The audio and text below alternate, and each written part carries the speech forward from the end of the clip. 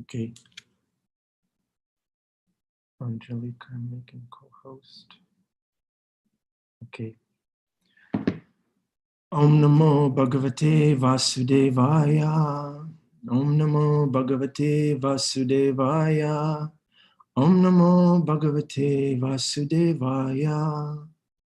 Narayana Namaskritya Naram Chaiva Narottamam Devim Saraswatim Vyasam Tato Jayam Dhiraye Nasta Prayeshvabhajeshu Nityam Bhagavata Sevaya Bhagavate Uttama Shloke Bhaktir Bhavati Naishtiki. This is the translation of this prayer. By regular attendance in classes on Srimad Bhagavatam and by rendering service to the devotees of the Lord, everything that is troublesome to the heart becomes almost completely destroyed, and love and devotional service becomes established in the heart as an irrevocable fact. Om Jnana Timirandasya Gyananjala Shalakaya Chakshurun Militam Yenai Tasmai Shri Guruve Namaha, which means, I was born in the darkness of ignorance, but my spiritual master is opening my eyes with the torchlight of knowledge. I offer my respectful obeisances unto him again and again and again.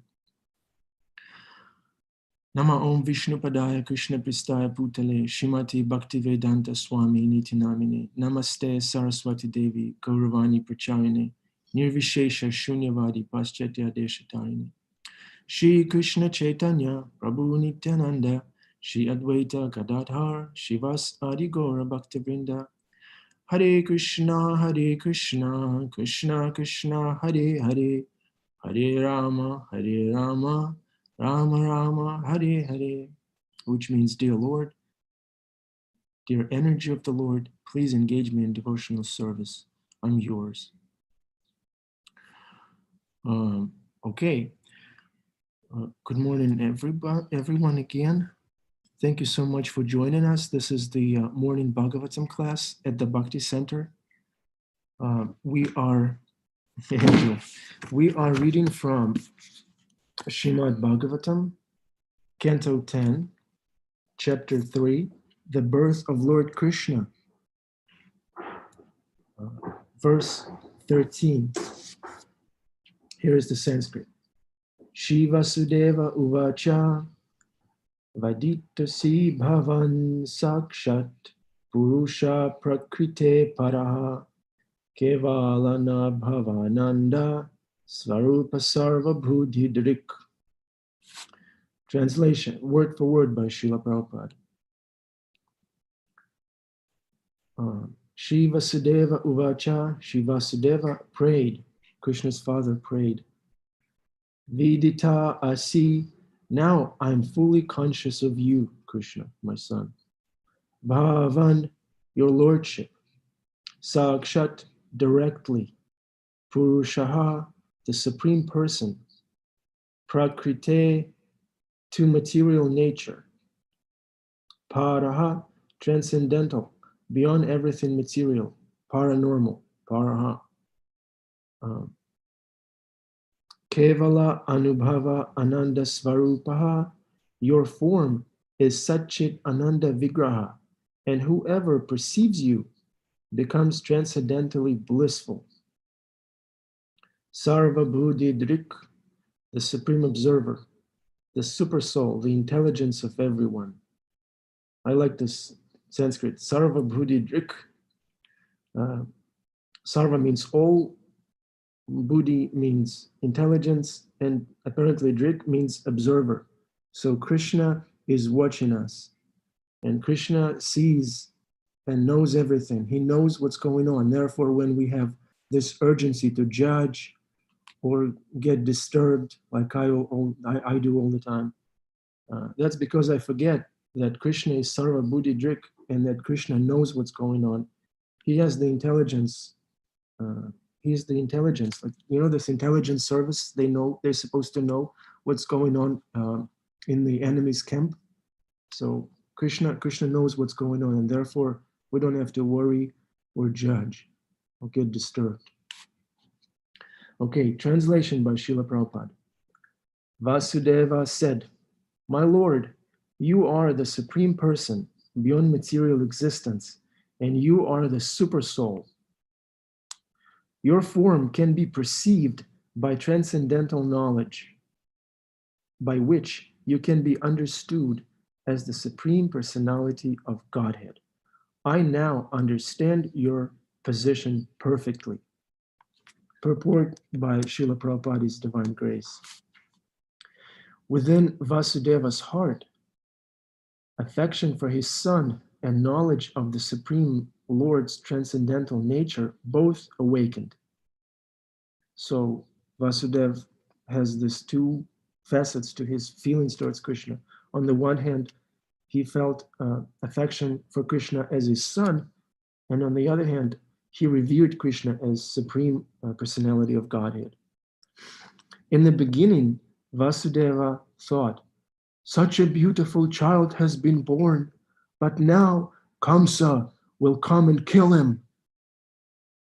But then when Krishna appeared, but when he understood that this was not an ordinary child, but the Supreme Personality of Godhead, when he saw the helmet and all these other features that the Lord has, he understood, Vasudeva understood, he became fearless. We discussed that yesterday with Sri Prahlad Prabhu, how understanding that Krishna is God makes one fearless, no more fear. When they asked Srila Prabhupada, what do you feel when you chant your rounds, when you chant japa? And Srila Prabhupada said, "I feel no fear." So that's what Vasudeva is feeling in this verse that we're discussing today. He became fearless.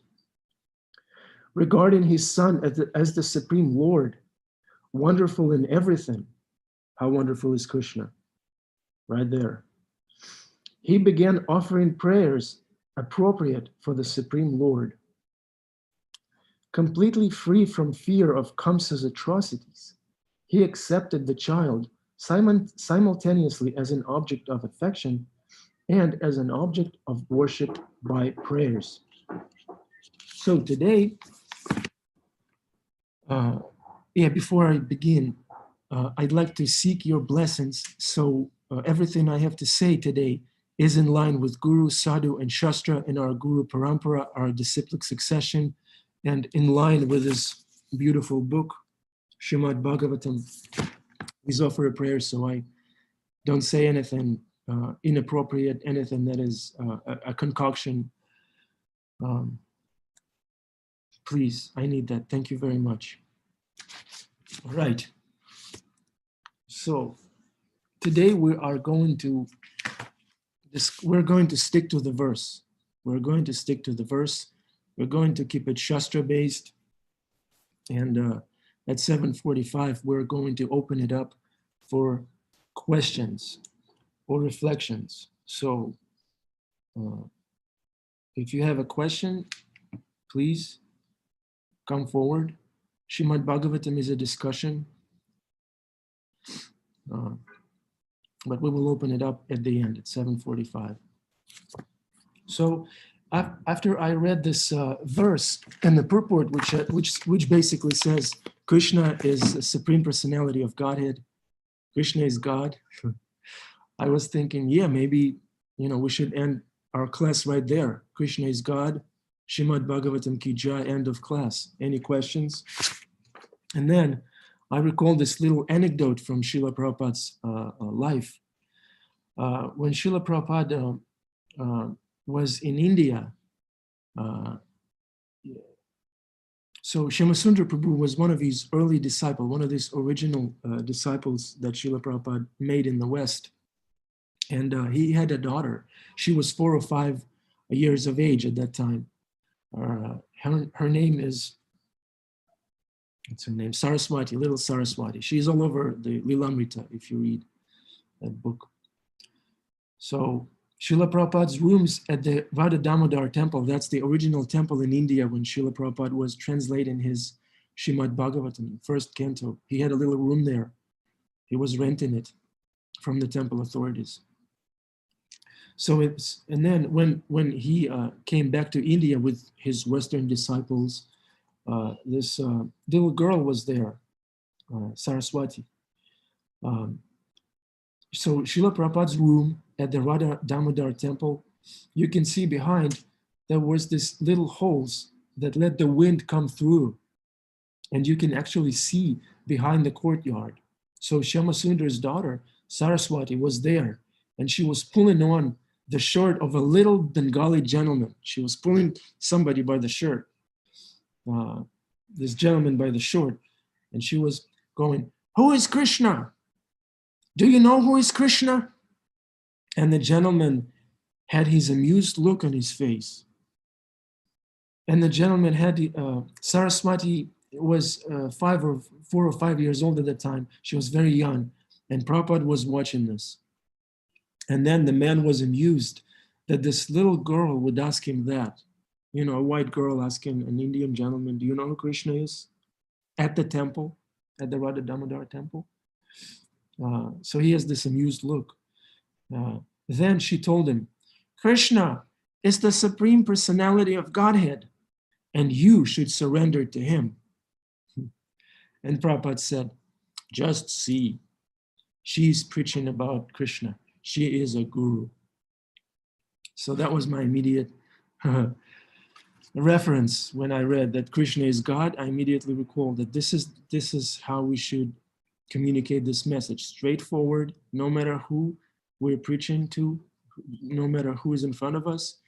We should somehow or other communicate the message that Krishna is there, he knows what's going on, and we're meant to align our desires and our life with what's good for us, with his desires, which are good for us. Not because it's some kind of dogma and we should surrender, kind of negative connotation a little bit, but in a positive way, in a sense that our desires are dovetailed with Krishna's desires, become one.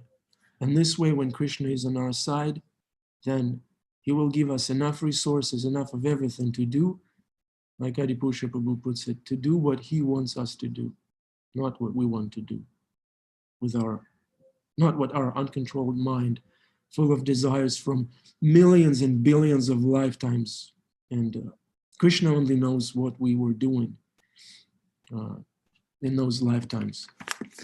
But now that we're all here, this is an opportunity for us to reconsider everything, start fresh, and align with Krishna, because he is the Supreme Personality of Godhead. And like Saraswati said, we should surrender unto him. So that's my first point. Then, in the purport, it says that Vasudeva, Krishna's father in this world, on this planet, was experiencing two things. On the one hand, he has this parental feelings towards Krishna, and on the other hand, he understood that Krishna is God. That this is not an ordinary child, and this is called. What is the name? What is the term for the feelings that we have in this material world? It's an original feeling that belongs to spiritual world, that describes the relationship between the soul and Krishna, or between the two spirit souls. What's that verse? Dasya Rasa. Yes, Andrea. It's rasa. It's called rasa. That's the term. So Vasudeva was experiencing rasa. So rasa is this emotion that every living entity is after. We're all after rasas. We're all after experiencing a flavor of exchange. Rasa takes two. Okay, and originally rasa belongs to a spiritual world where everybody understands to whom everything belongs and what everyone is supposed to do, which is to serve and to render service to the Supreme Lord.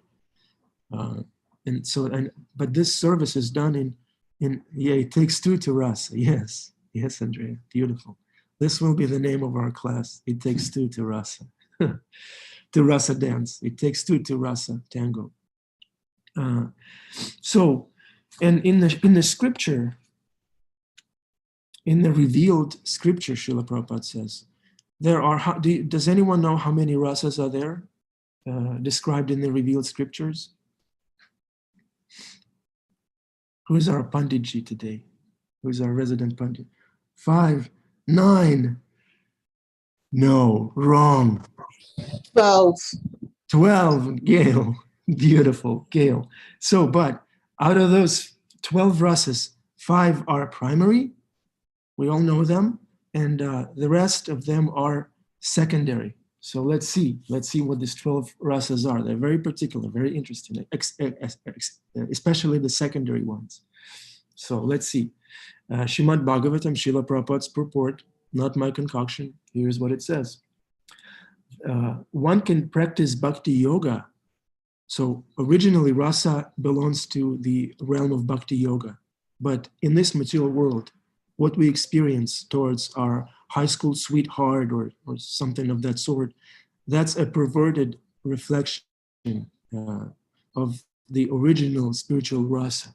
So one can practice bhakti yoga, the yoga of devotion to God, in many rasas. There are 12 rasas, 5 primary and 7 secondary.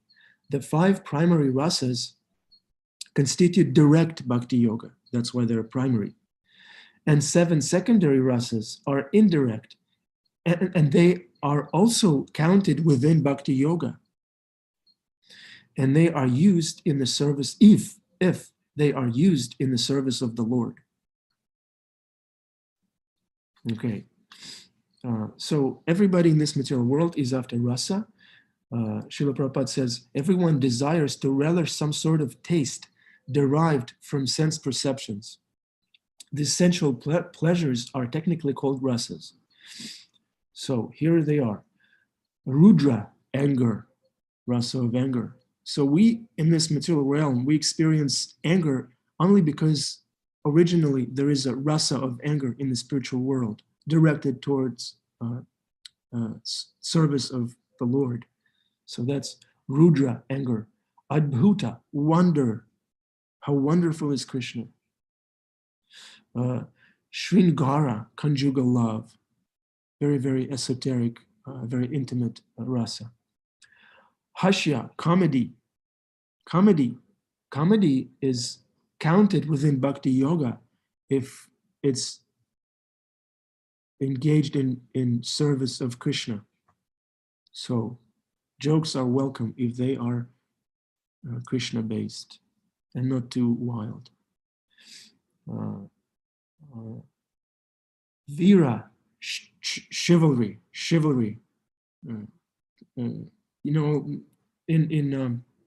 We only experience this desire to wrestle and fight and stand up to something, and this heroic emotion because Krishna has that. And Krishna is a good dramatist. He's the original dramatist, and a good drama takes a good villain. And all these demons like Kamsa, Hiranyakashipu, the first demon. What was the first demon's name? Hiranyaksha, the first demon in the universe. They all gave Krishna a good fight. But deep down, they're devotees, and deep down, they all have a backstory, and they're all devotees. They're not just, a lost case, or he's a demon, he's a lost case, we're going to write him off. No, it's a devotee who is facilitating this rasa of chivalry, Vira. Virabhadra Prabhu immediately comes to mind, our beloved executive director of the Bhakti Center before Dayal Gauranga Prabhu, who is no less chivalrous than Virabhadra Prabhu. Daya, mercy. Daya, when we want to give something, we want to daya, means to give in charity. We show mercy, compassion. That's also part of that rasa, if it's engaged in Krishna's service. Dasya, servitorship. And this is a very special rasa. Andrea said that this is Dasya rasa. This Dasya servitorship, it underlines all of these rasas, because when you are engaging in Krishna's service, in any of those rasas. So it's like an underlying rasa for all of those other rasas, servitorship. We are servants of Krishna, dasa, dasa, anudasa, a million times removed. We're meant to serve Krishna and his devotees. That's called dasya. And when we serve, when we take this subservient position, humble position, we're experiencing, we're relishing the taste. So that's what rasa is. We relish the taste of serving Krishna. It's relishable, it's fun. It's not that, why am I supposed to serve? Why am I not being served? Why am I not God? So this is envy to Krishna. This is why we're all here. Why I am here. Sakya, fraternity, friendship. Number 9, bhayanaka. Bhaya means horror, horror rasa. We enjoy these horror movies because it's part of rasa originally, but it's all perverted and twisted in this material world. Number 10, bibashta, shock. This is an interesting rasa. So if you're shocked that it's already 11 p.m. and you haven't finished your rounds, that's part of bibashta rasa. You're shocked that, oh, what am I doing? What am I thinking? Krishna, look at me, I'm embarrassed. Look at me, I'm supposed to serve you, and I'm screwed up. Because I'm shocked that I did that. Bibashta rasa.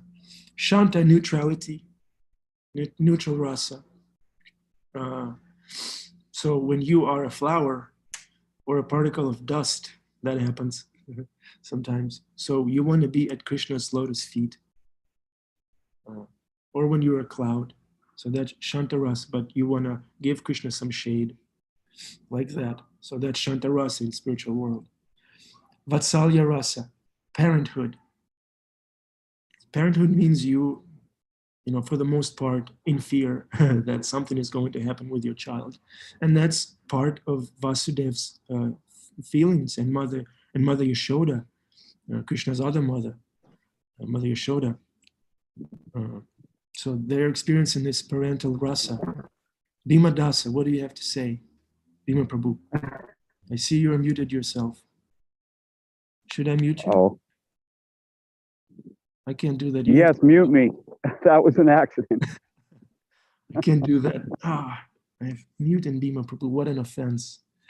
Okay, so these are the rasas, the 5 primary rasas and 7 secondary. And the sum total of all these rasas is called affection of love. So this is all love. In Sanskrit, in this Vedic culture, there's no one word for love. There's 12 at least. And so,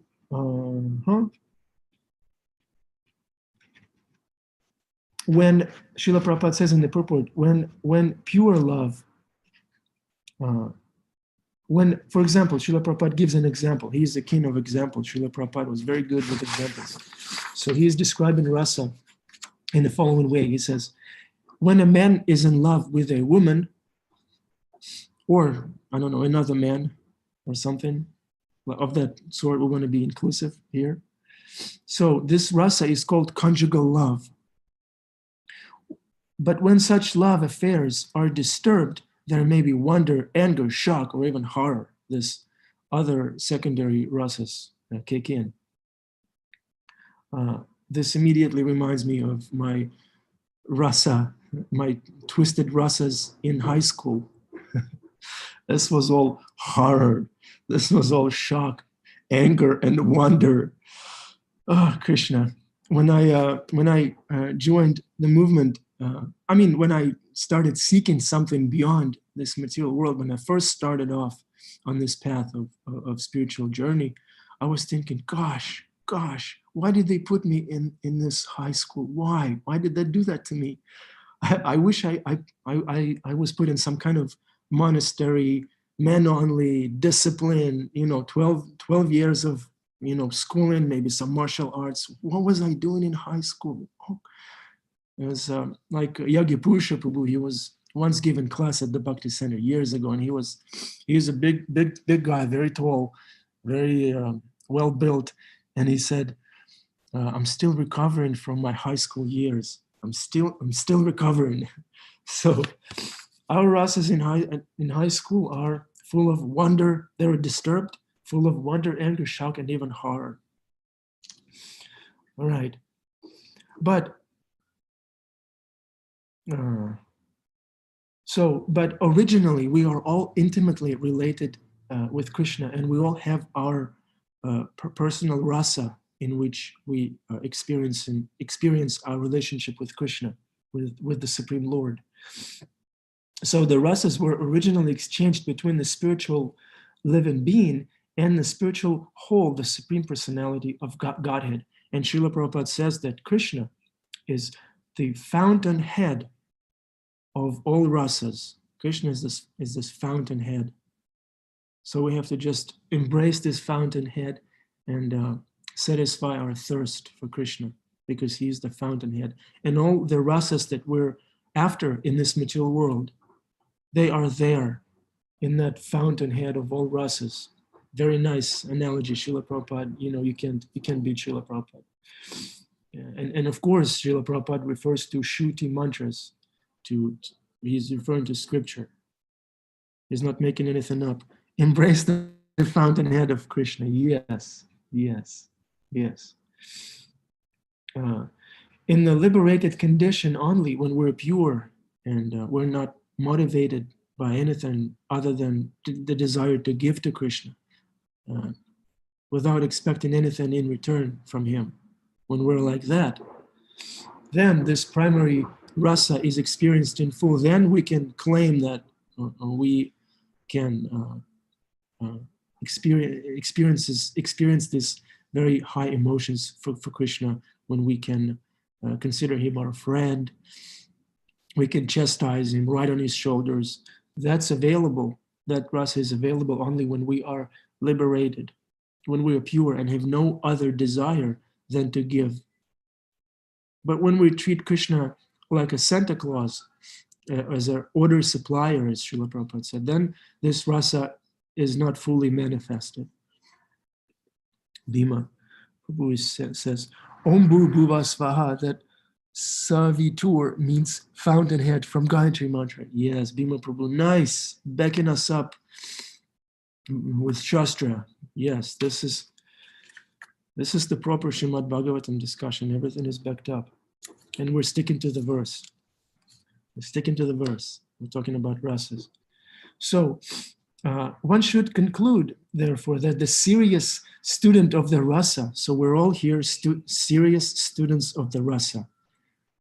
Henry Prabhu is a student of the rasa. He studies rasa every day. Every day he shows up steadily, giving us big smile, encouraging the speaker. Henry Prabhu, thank you very much for being a serious student of the rasa.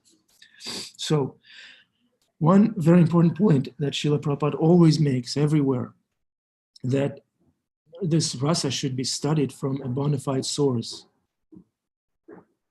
From a bona fide source, which is Srimad Bhagavatam, passed down through disciplic succession.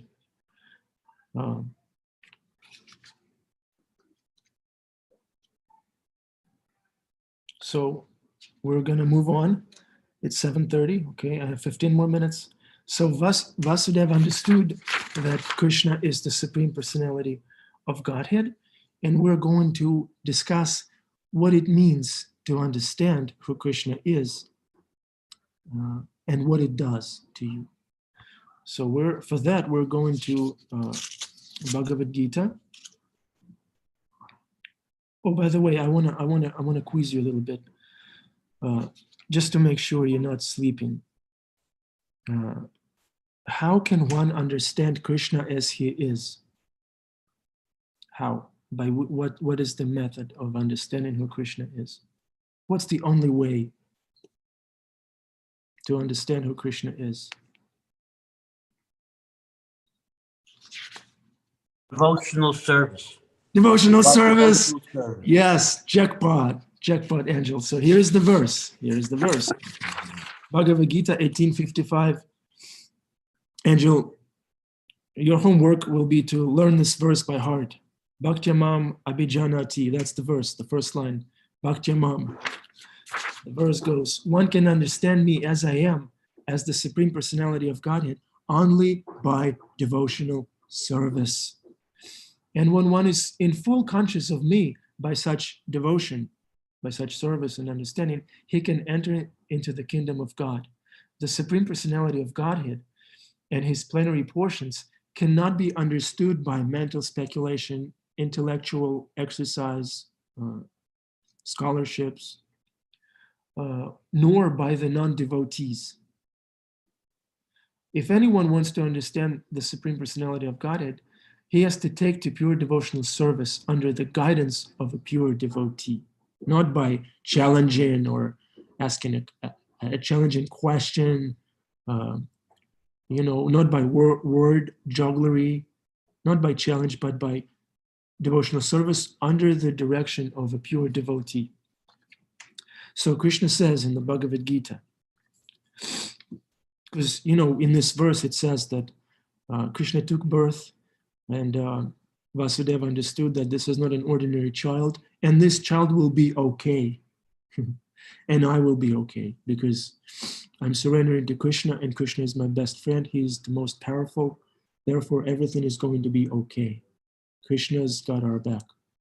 And Krishna says in the Bhagavad Gita, although I am unborn and my transcendental body never deteriorates, and although I am the Lord of all living entities, I still appear in every millennium in my original transcendental form. So although Krishna has nothing to do with this material world in a sense, he kind of leaves us alone and lets us have it, what we once asked for. But at the same time, Krishna says, I am unborn and I come, when I come, I'm not under the modes. I come in my original form. This is a very important thing to understand. And in the purport, Srila Prabhupada says there's a few points that we want to highlight. First is that unlike us, Krishna remembers everything, all his previous, so to say, his previous births, so quote unquote births. We don't remember our previous birth. We don't even remember what we were doing 24 hours ago. Akiko-chan, what were you doing at 7:35 on April 3rd? What were you doing, Akiko-chan? Just want to make sure you. I was brushing my teeth. Akiko-chan, maybe Akiko-chan is an avatar. She remembers what she was doing. And Srila Prabhupada says in the purport, we have to be very careful not to take anyone as an avatar of Krishna unless he or she is mentioned in the scripture. So we are on 10th canto. If we come across Akiko-chan's name in the Bhagavatam, then we know Akiko-chan is a very special soul. So, all right. And Krishna does not change his body when he comes here. He doesn't change his body. He comes in his original form. And Srila Prabhupada says, there is no difference between Krishna's form and Krishna's self.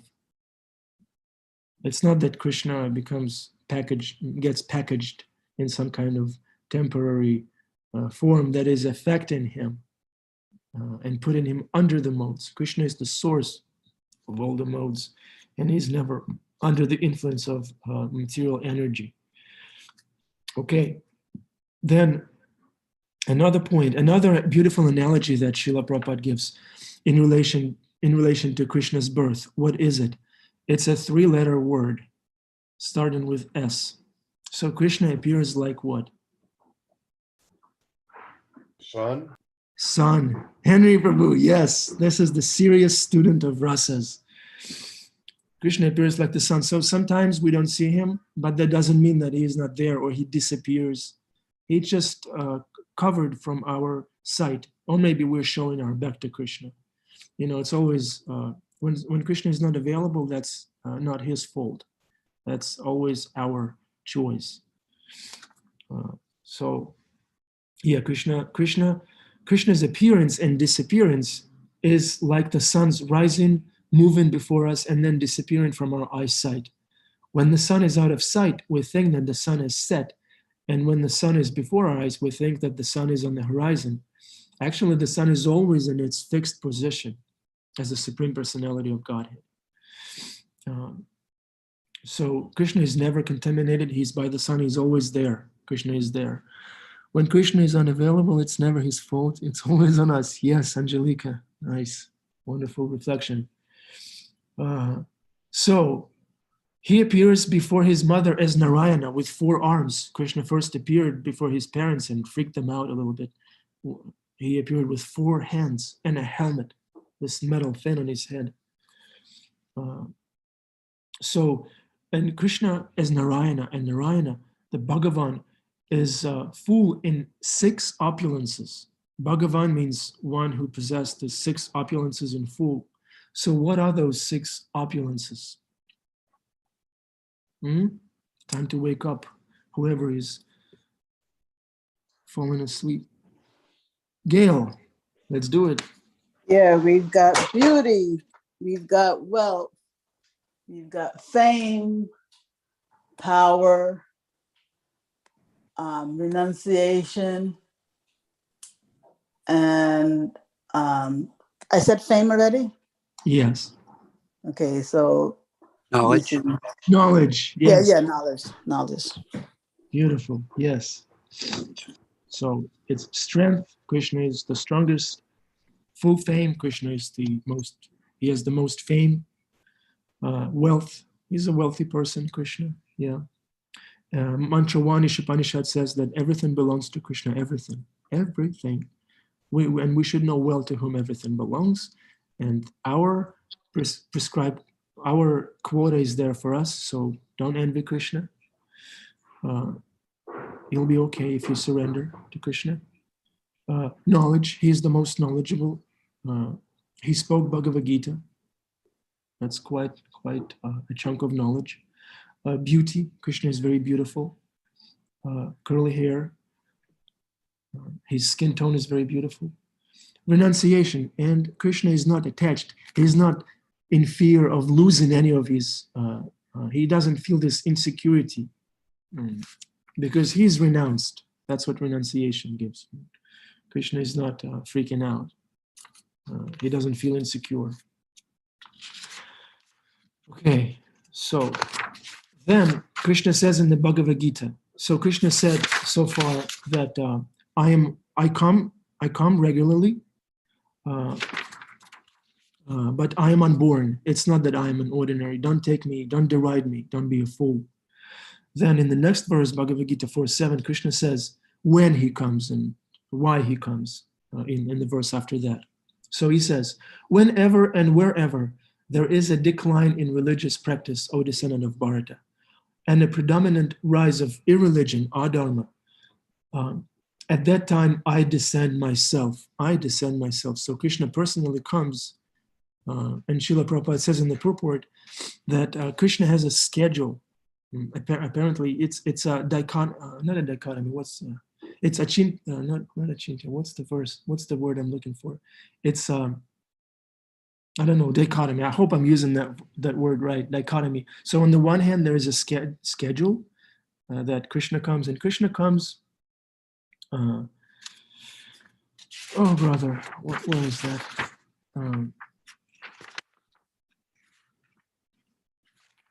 We'll get there. I got lost. Oh yeah, here it is. So Krishna comes at the end of the Dvapara Yuga of the 28th millennium of the 7th Manu on the day of Brahma. He comes. But at the same time, even though there's a schedule, Krishna has no obligation whatsoever to come. He's not obliged. He doesn't have to. It's not that he's drawn in this material world by some kind of... Krishna doesn't have any karma to burn. He doesn't have any duty. Srila Prabhupada says that Krishna's only business is to have fun, is to enjoy the relationship with his devotees. So Krishna has no obligation to adhere to such rules. He is completely free to act in any way he wants, but still he says, this is his mercy.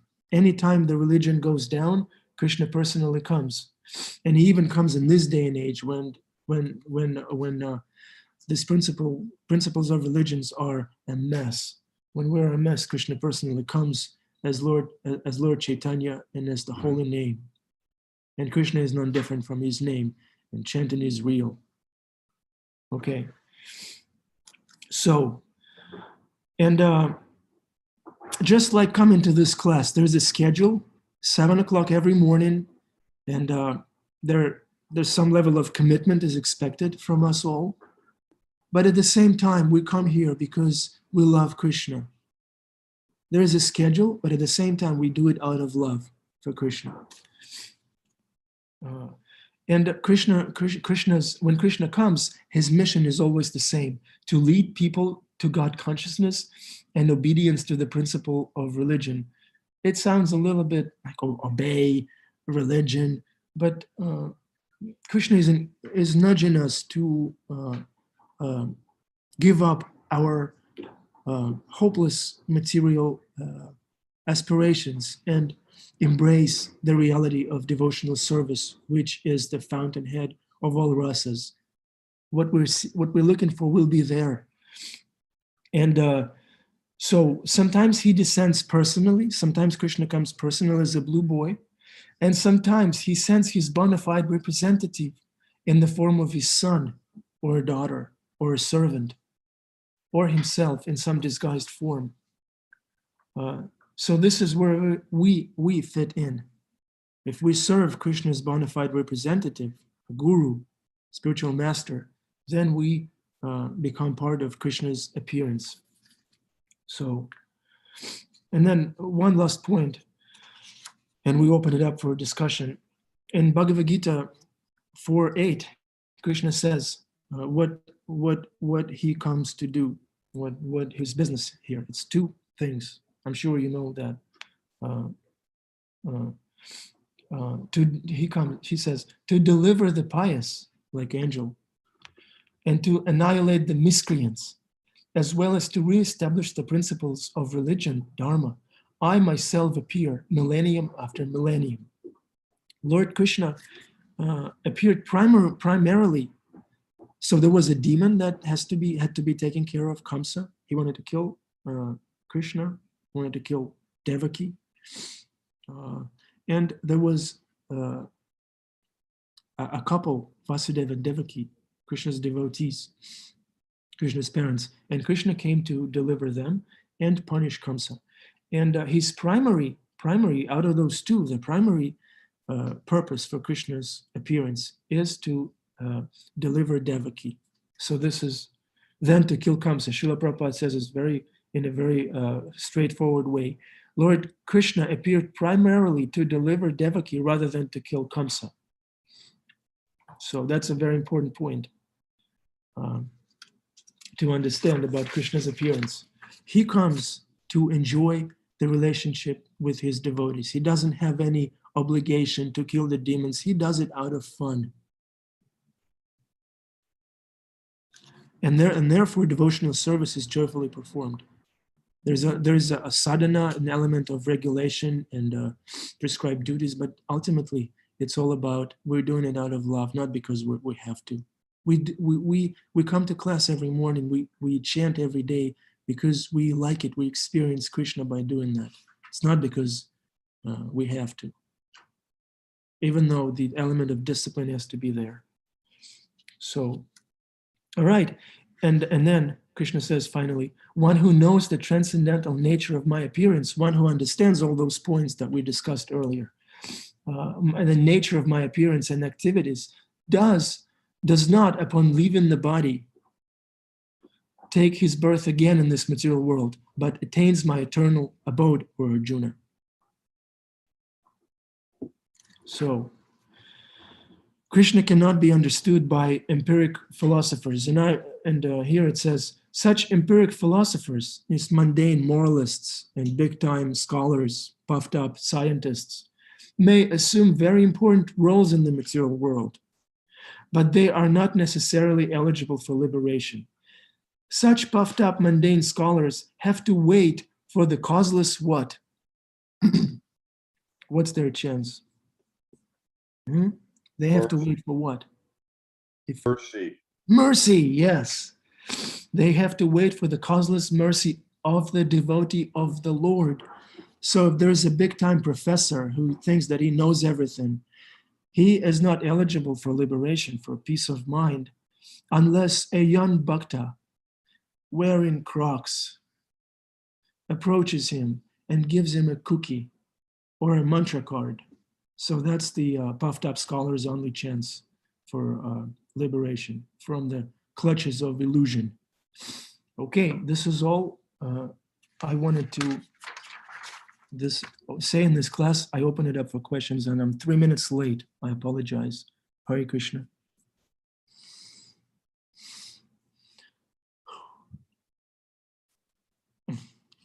Where are the questions?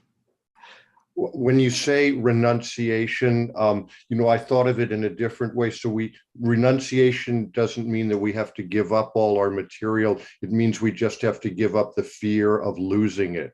Is that correct? That is absolutely correct. The only thing we have to give up, as Jayadvaita Maharaj puts it, is our suffering. When he was challenged by a police officer, so what do you have to do? He said, all you have to give up suffering. That's all. Everything else can be engaged in devotional service. There's plenty of rasas for that. If you're chivalrous, then it can be engaged. You can give Krishna's devotee a good fight. We have Jason Prabhu. Jason Prabhu teaches jiu-jitsu in the Brooklyn Temple. He gives devotees, he pleases the devotees and ultimately pleases Krishna by giving them a good fight. So if anyone wants to fight, Hemangi, if you want to fight, Jason can give you a good fight.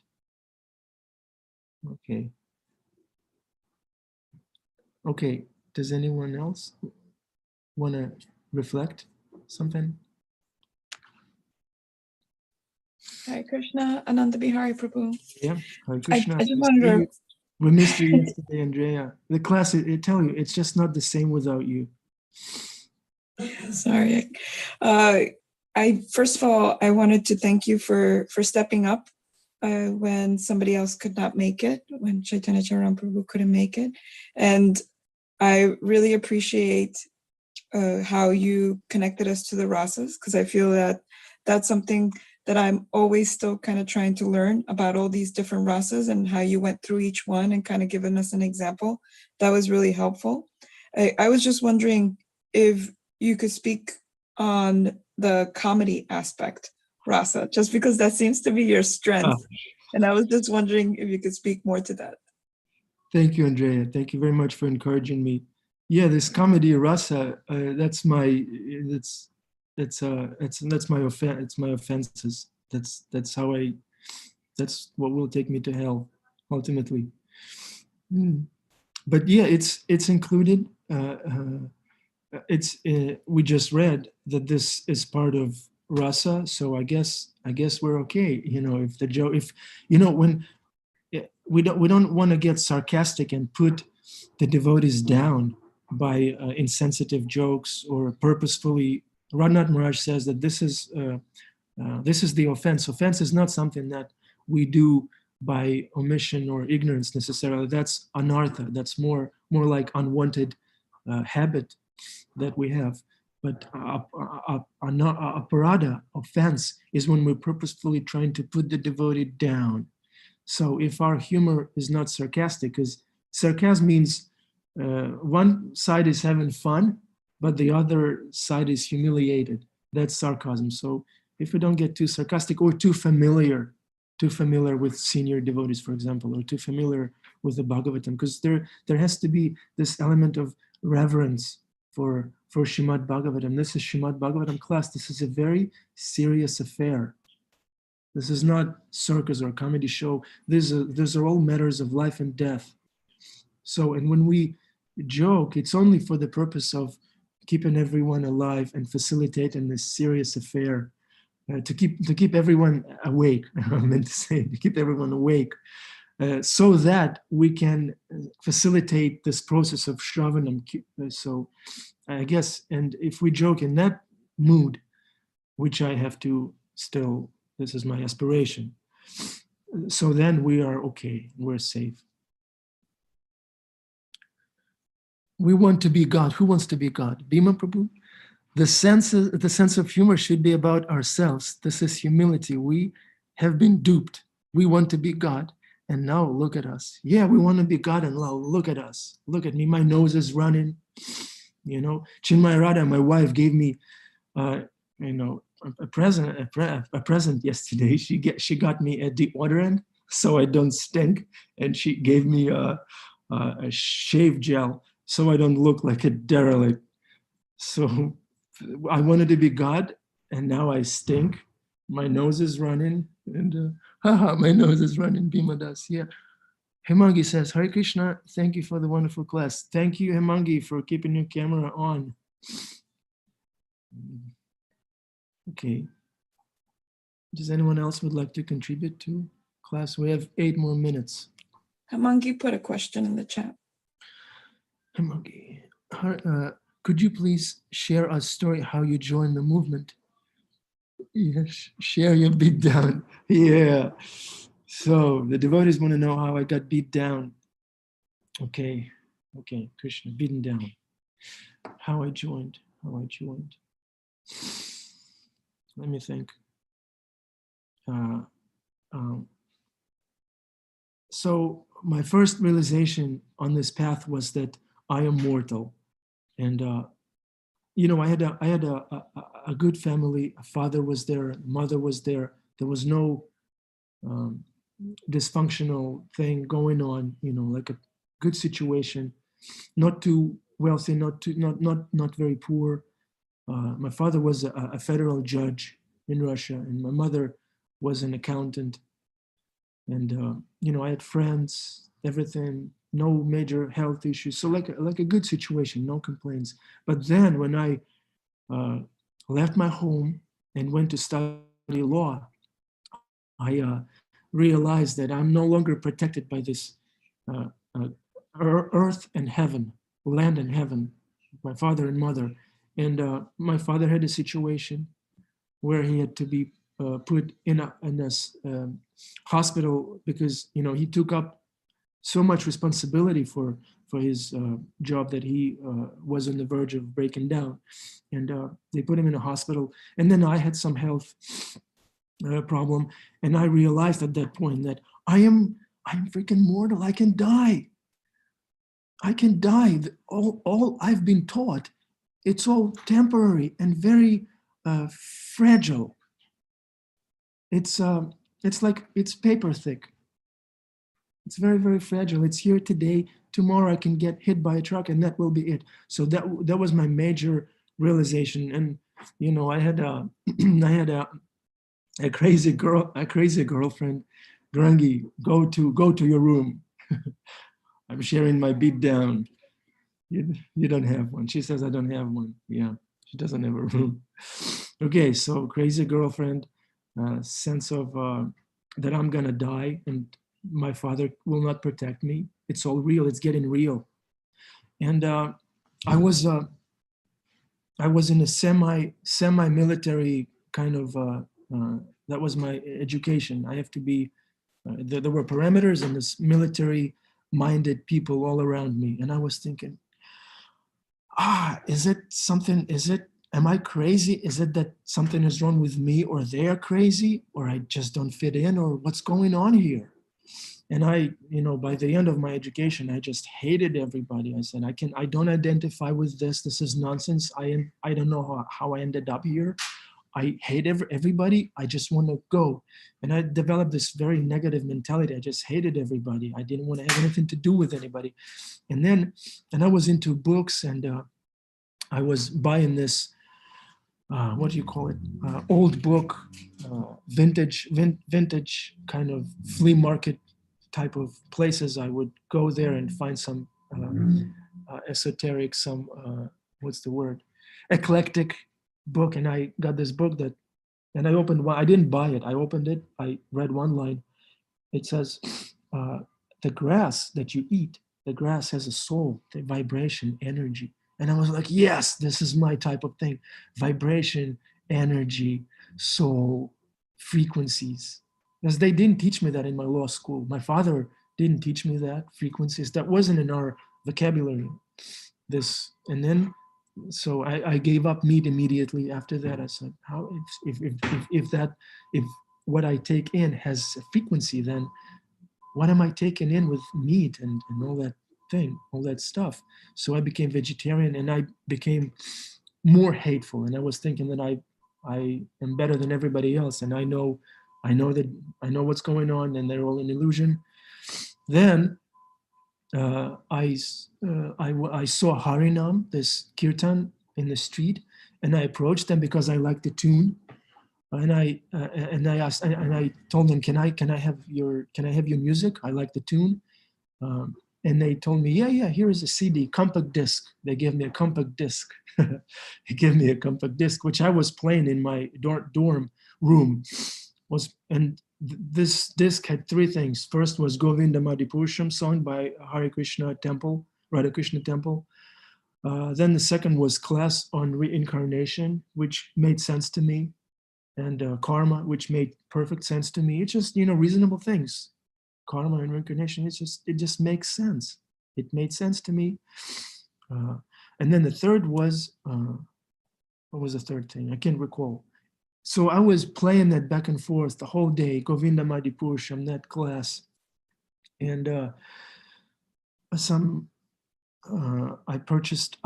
went to the flea market and got some more stuff from the Bhakti philosophy, on Bhakti philosophy, some bridge preaching type of thing on the modes, how kefir is good for, how bananas are in the mode of goodness. So that was a revelation to me, that banana is in the mode of goodness, and that kefir is in a different mode because it has this culture that kind of eat kefir and poop it out, and then you drink it. So that's a different mode.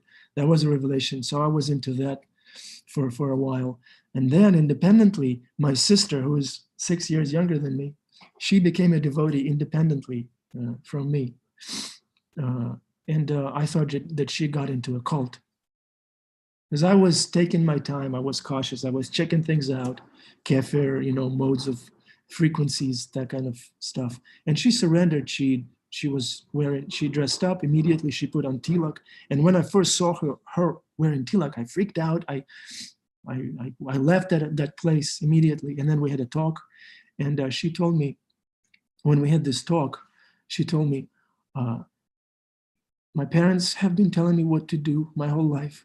Now you're telling me what to do, but I am actually a spirit soul, and no one has any authority over me other than God. And now I have found my thing, and you cannot interfere with that. And I was defeated. It made sense to me, this argument, that I'm a soul, and it's not your business.